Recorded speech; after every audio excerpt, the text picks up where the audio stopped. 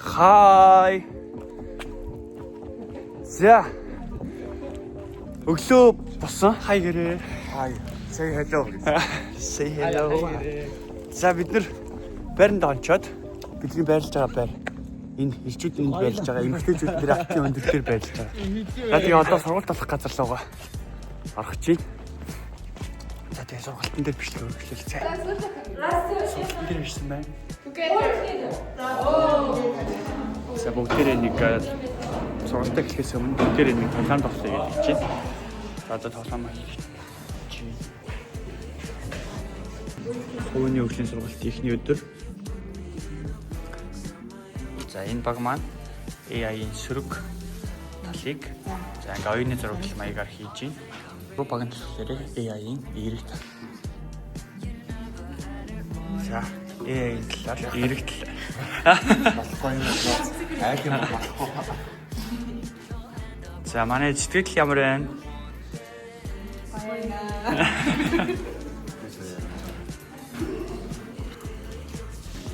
Сөүл эмэгтэйчүүдийн сургуулийн яг энэ доторх одоо паромын сургалт ордог энэ доторх орчин бүр айгүй таалагдлаа.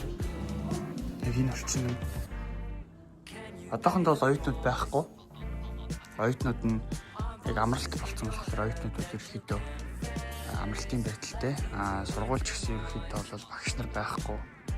За ингээд дээшээ бол тэр чигтээ тэнгэр тэг харж байгаачлан одоо бид нар бол энэ давхарт бол 7 давхар байгаа.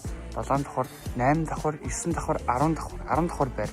9, 10 давхарт оюутнууд, эмэгтэй оюутнууд амьдардаг. Архидөө бол за тухайн орчинд оюутнууд хичээл хийж бас чөлөөт цагаа зөв боловсон өнгөрүүлэх юм маш гоё орчинтай. Ер нь бол кампусын дотор зохион байгуулалтыг бол үнээр хэлхийн аргагүй бүр үнэхээр цэвэрхэн, гоё, тохилог. За тэгээд бид бүхний сургалтын эхний өдөр одоо үүгээр хэлж байна. За би та бүхэнд гэс одоо сургалтаас өмнө гэс гадаах орчны зүгээр хальт харуулчих. За. Сөүл эмэгтэйчүүдийн сургуулийн доторх кампусын одоо ногоон байгууламжийг харуулъя гэж хэлсэн. За яг энэ уртлын энэ хэсэг болохоор бүр орой олонгууд яг энэ дээдлийн хэдэн гэлнүүд байгааз энэ орой олонгууд бүр маш их харагддаг. Яг таксинаас яг бууж явахдаа харагдчихсан. За тэгээд юу ч бол ногоон байгууламжийн хувьд бол ер нь таалагдлаа. Хоолнд орох гэж явж байна. Өдрийнхөө хоолнд орно. Урган дээр ингэж харагдаж байгаачлан ер нь маш том. За бид бүхэн бол одоо ерөнхийдөө яг сая энэ голоор явсаар байгаад ирлээ. Энэ бид бүхний байрлаж байгаа байр. Энэ сая бид бүхний сургалт орсон байр.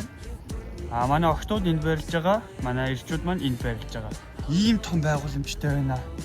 За энэ сургууль нь Сөүл эмэгтэйчүүдийн их сургууль.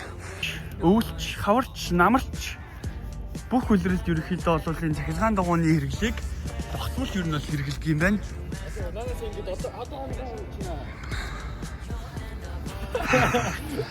За манай яг энэ замаар ингээд доош оруудаад яваад ах юм бол яг төв хаалгаар норно. Бид нар хоолнд орчлоо. Хоолнд орч дуусаад одоо Сөүл эмэгтэйчүүдийн сургуулийн яг сургуулийнх нь яг бүр анх яг 1961 оноос хойш үүсгэн байгуулагдаад тэгээд тухайн сургуулийн анх үүсгэн байгуулагдсан хугацаанаас хойш шийдэлж хэрэгжилжсэн зүйл, зураг мөн бүх ингээд үзмөрүүдийг музей болгоцсон ийм одоо байгууламж дээр орж ирлээ. За тухайн байгууламж дээр ерөнхийдөө